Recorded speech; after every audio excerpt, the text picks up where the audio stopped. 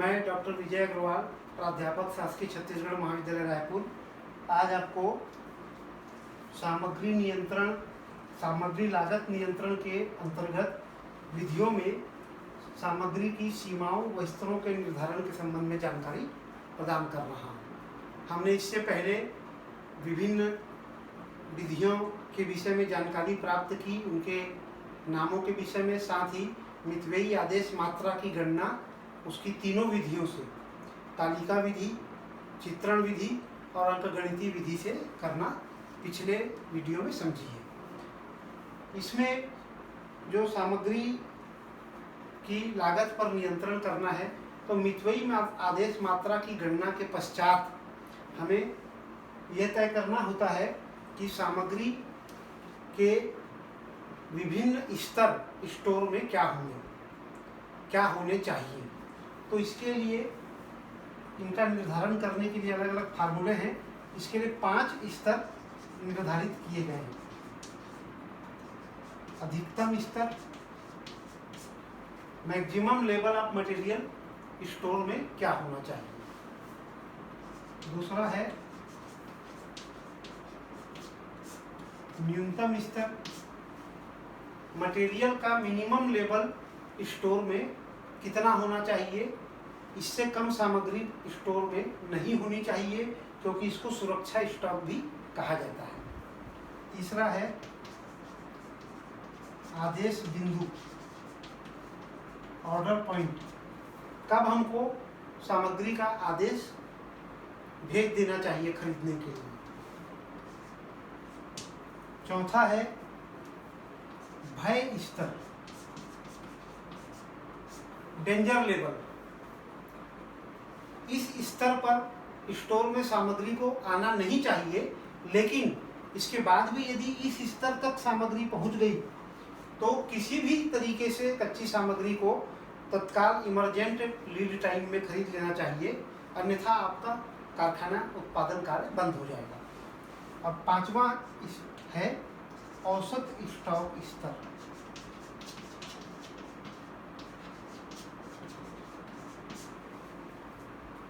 ये 5 अलग अलग स्तर की हम गणना करते हैं। इसमें पहला अधिकतम स्तर, जिसका मैं आपको गणना करने का तरीका बता रहा हूँ। अधिकतम स्तर का सूत्र क्या होगा? अधिकतम स्तर का सूत्र होगा आदेश बिंदु और इसमें घटाएंगे न्यूनतम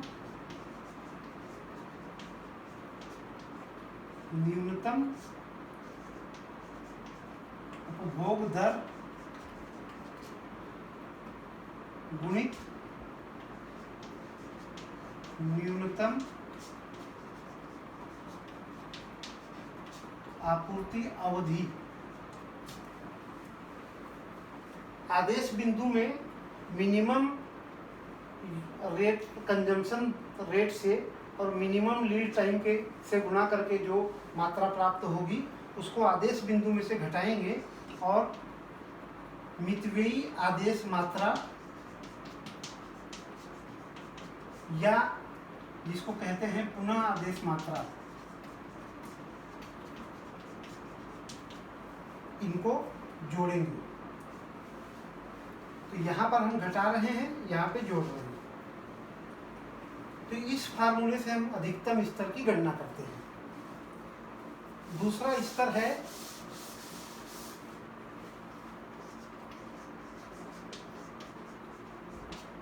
न्यूनतम स्तर, मिनिमम लेवल ऑफ मटेरियल, जिसको हम सुरक्षा स्टॉक भी कहते हैं, स्टोर में कितना होना चाहिए। न्यूनतम स्तर के फार्मूले में भी आपको आदेश बिंदु में औसत खपत दर या उपभोग की दर गुणित औसत आपूर्ति अवधि।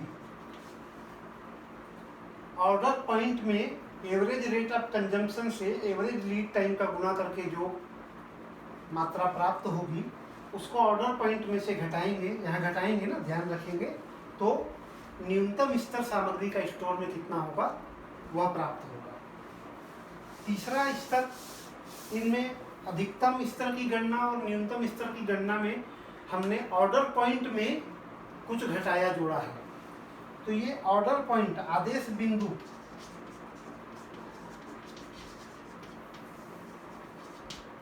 इसकी गणना कैसे की जाएगी? तो आदेश बिंदु की गणना की जाएगी अधिकतम खपत दर गुणित अधिकतम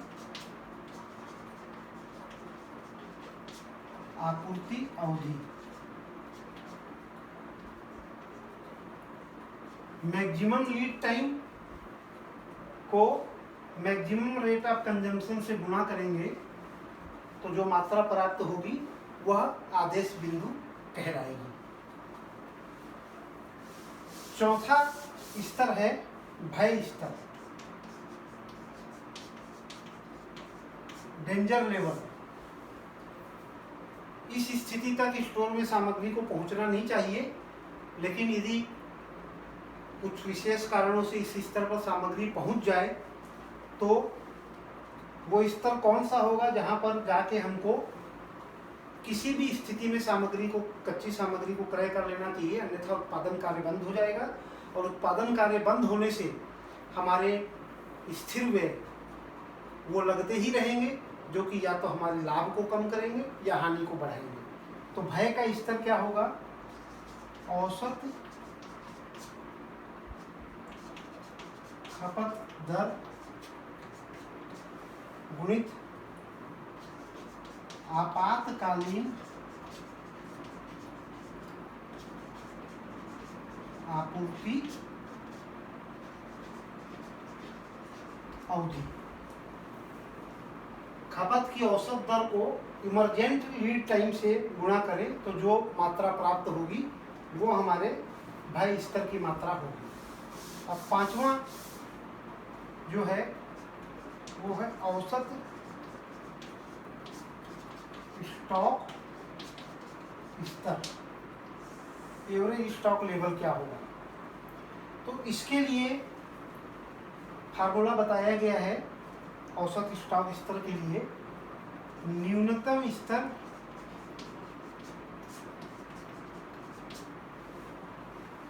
प्लस आधा होगा मितव्ययी आदेश मात्रा या पुनः आदेश मात्रा। दोनों में से किसी का भी मितव्ययी आदेश मात्रा या पुनरादेश मात्रा का आधा न्यूनतम स्तर में जोड़ें तो ये एवरेज स्टॉक लेवल हमारे पास होना चाहिए। तो इस तरीके से हम स्टोर में सामग्री के स्तरों का निर्धारण सामग्री लागत नियंत्रण के अंतर्गत करते हैं। इसको हम एक उदाहरण के माध्यम से समझने का प्रयास करते हैं।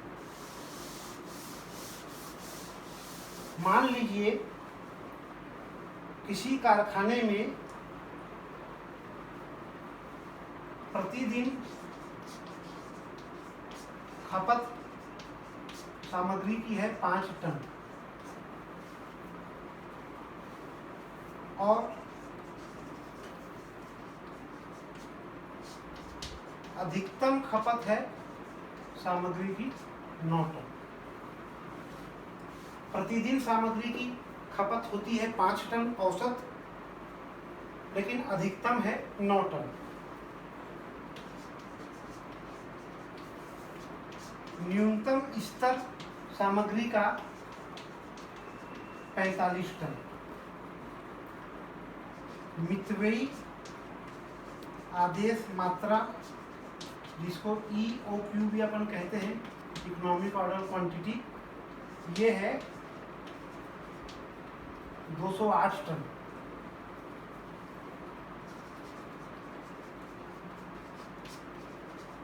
आपूर्ति अवधि 8 से 10 दिन।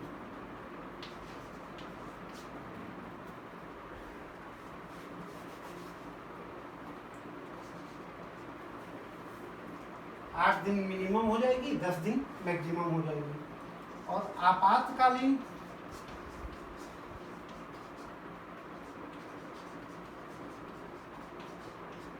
आपूर्ति अवधि है 2 दिन।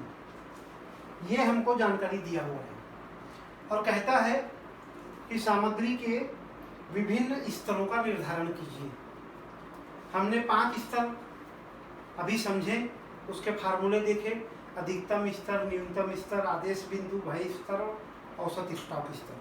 हमने अधिकतम और न्यूनतम स्तर की गणना में यह देखा कि आदेश बिंदु में कुछ जोड़ना घटाना है, अतः आदेश बिंदु की सबसे पहले गणना करनी चाहिए।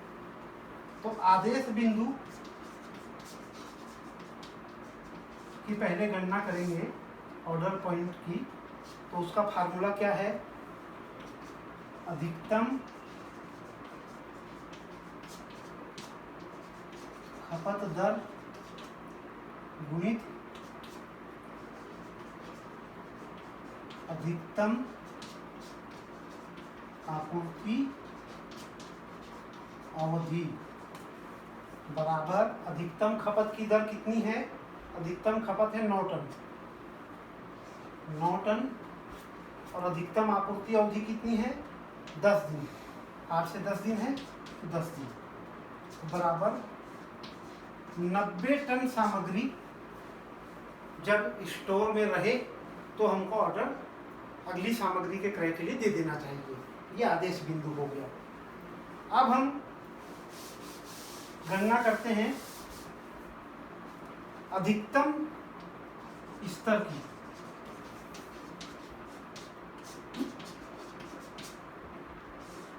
सामग्री का मैक्सिमम लेवल स्टोर में कितना होना चाहिए? इसका फार्मूला है आदेश बिंदु माइनस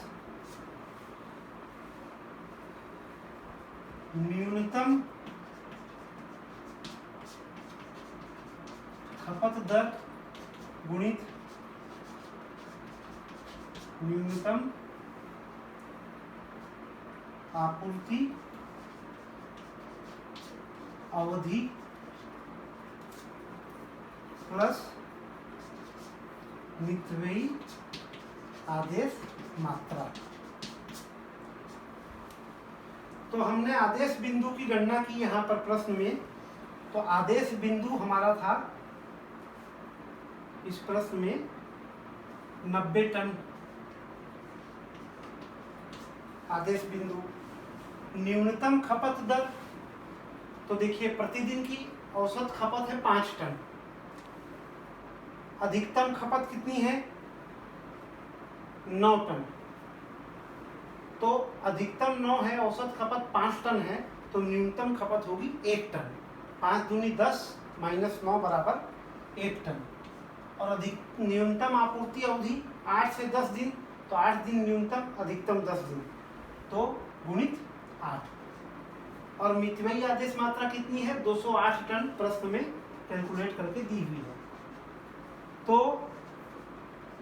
90 टन माइनस 1 इंटू 8 बराबर 8 टन प्लस 208 टन बराबर 290 टन। ये हमारा 290 टन अधिकतम स्तर सामग्री का निर्धारित होता है। स्टोर में हमारे पास अधिकतम इतनी सामग्री होनी चाहिए। इसी तरह से फिर हम न्यूनतम स्तर की गणना करते हैं।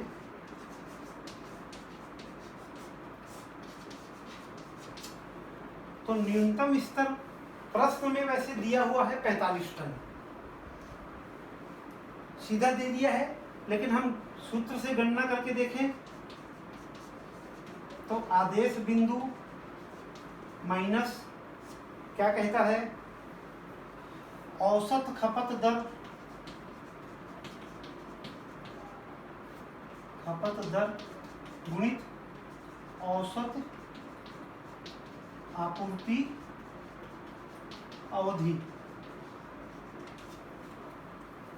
आदेश बिंदु 90 टन अपना था, इसमें से घटाया अपन ने, औसत खपत की दर है 5 टन और औसत आपूर्ति अवधि कितनी होगी? 8 से 10 दिन, मिनिमम 8 मैक्सिमम 10, तो औसत हो गया 9 दिन। खपत की दर हो गई 5 × 9 45, तो 90 टन माइनस 45 टन बराबर 45 टन। 45 टन हमारा न्यूनतम स्तर होगा, जो कि प्रश्न में दिया हुआ भी है, पर सूत्र से कैलकुलेट करेंगे तो वह प्रमाणित है। इसके बाद हम गणना करेंगे भय स्तर की। डेंजर लेवल हमारा कौन सा होना चाहिए? तो डेंजर लेवल के विषय में कहा गया है औसत खपत दर गुणित आपातकालीन आपूर्ति अवधि। तो औसत खपत की दर कितनी है अपनी? औसत खपत की दर है 5 टन। आपातकालीन अवधि कितनी है? 2 दिन दिया हुआ है, तो बराबर 10 टन। 10 टन सामग्री जब स्टोर में हो तो हमको किसी भी तरीके से कच्ची सामग्री का क्रय कर लेना चाहिए। हालांकि इस स्तर तक पहुंचना नहीं चाहिए, क्योंकि न्यूनतम स्तर को सुरक्षा स्तर माना गया है, वहीं पर हो तो सामग्री का क्रय कर लेना चाहिए। और फिर इसके बाद है औसत स्टॉक स्तर। औसत स्टॉक स्तर, औसत स्टॉक स्तर कितना होना चाहिए? तो बोलता है न्यूनतम स्तर प्लस आधा मितव्ययी आदेश मात्रा। ठीक है, प्रश्न में मितव्ययी आदेश मात्रा 208 टन दी हुई है और न्यूनतम स्तर की बात यहाँ 45 टन दी हुई है, जिसको हमने कैलकुलेट भी किया था। तो 45 टन न्यूनतम स्तर और आधा कितने का? 208 का। 45 प्लस 104 बराबर 149 टन। ये हमारे पास औसत स्टॉक का स्तर होना चाहिए। तो इस तरीके से हमारे पास सामग्री के विभिन्न स्तरों की गणना की जा सकती है सामग्री लागत के नियंत्रण के लिए। इसमें हम ध्यान रखें कि इकोनॉमिक ऑर्डर क्वांटिटी के बाद ये गणना की जाती है सामग्री के विभिन्न स्तरों की सामग्री लागत नियंत्रण के लिए। और इनमें गणना करने का अर्थ केवल इतना ही है कि हम हमारे स्टोर में कितनी सामग्री न्यूनतम रखें, कितनी अधिकतम रखें, हम किस लेवल तक सामग्री गिर जाए स्टॉक से तो हम भय स्तर माने, और कितना औसत स्टॉक होना चाहिए। तो इस तरीके से हम जो गणना करके देखते हैं, मैं पुनः दोहरा दूं कि ये जो है सामग्री लागत नियंत्रण की तकनीकों में से एक तकनीक है। उसमें मुख्य रूप से 2 तकनीकें हम शामिल करते हैं, जो कि गणना के माध्यम से और तालिका के माध्यम से की जाती है। मितव्ययी आदेश मात्रा क्या होनी चाहिए, जिसको हम चार्ट बनाकर, जिसको हम चित्र बनाकर, जिसको हम अंकगणितीय विधि से गणना करते हैं, और दूसरा है उसके बाद हम सामग्री के विभिन्न स्तरों की गणना करते हैं, जो कि अभी ये 5 स्तरों के रूप में आपको बताया गया। धन्यवाद।